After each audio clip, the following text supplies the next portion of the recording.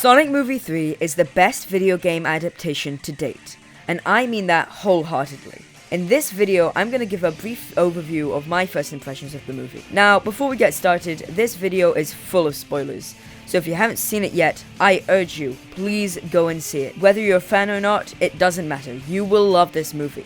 So, without any further ado, let's get moving!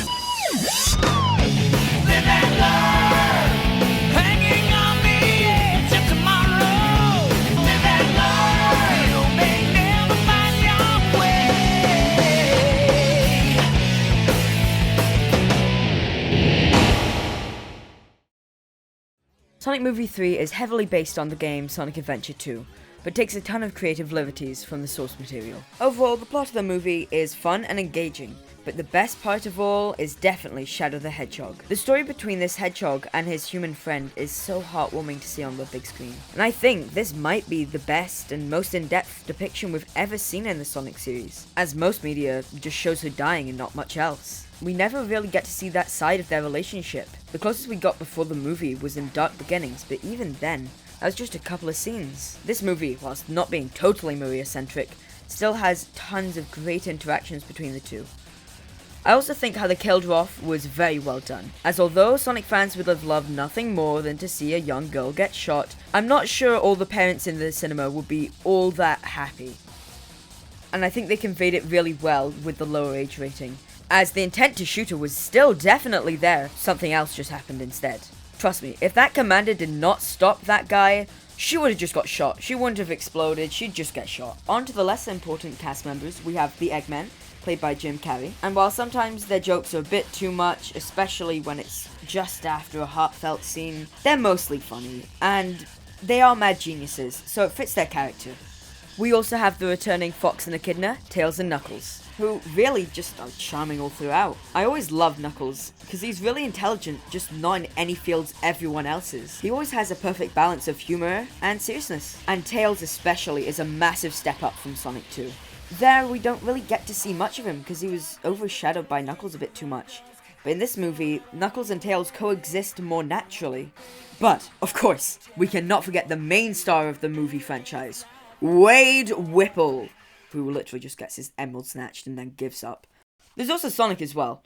Sonic is definitely the best he's ever been in the movies. He still makes tons of one-liners and has snark, but I think where he excels in this movie is when Shadow straight up just kills Tom, and Sonic will not let that slide, as he immediately goes for the Master Emerald to turn Super and kill Shadow. Whilst Knuckles and Tails tell him not to, Sonic just doesn't listen and goes after the emerald anyway. After collecting the emerald and turning Super, goes straight to space, grabs Shadow, and flings him into a crater. Shadow won't go down that easily, as Shadow delivers a blow that knocks the emerald straight out of Sonic. Both hedgehogs then run at the emeralds, and both turn Super. They then fight all over the earth, slamming each other into rocks and mountains. Shadow gets the upper hand for a bit. Shadow then starts gloating that Sonic's became what Shadow is, and how that he's let his anger consume him. Then Shadow mentions Tom, and Sonic snaps. He slams Shadow straight into the moon. Shadow loses his powers, and tells Sonic to just kill him. He's already won. But then, Sonic stops. He knows this isn't him. He talks to Shadow, they make up, and work together to stop Gerald from blowing up the Earth.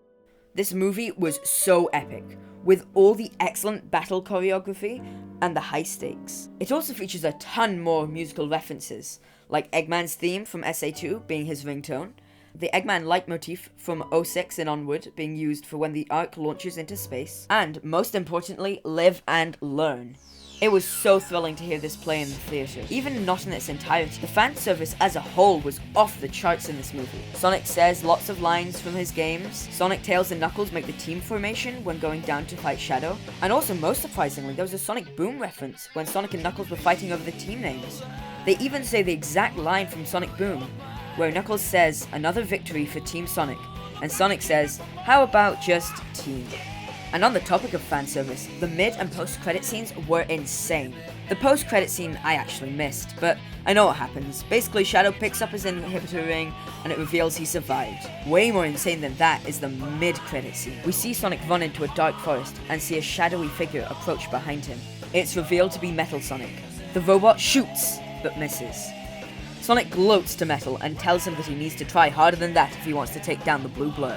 Then, hundreds of red eyes appear from the darkness, and tons of Metal Sonic duplicates attack Sonic. But in the nick of time, a streak of pink light pierces and destroys all of the androids in a split second. Then, the hooded figure lands and takes off her hood to reveal herself as the parsley lover herself, Amy Rose.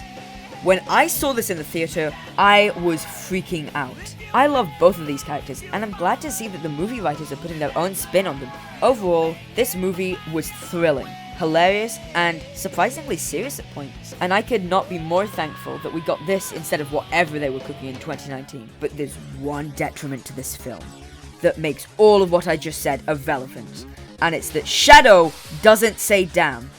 I mean, he already gets a gun, and even Eggman says damn. Why couldn't Shadow say it? Awful movie! 0 out of 10.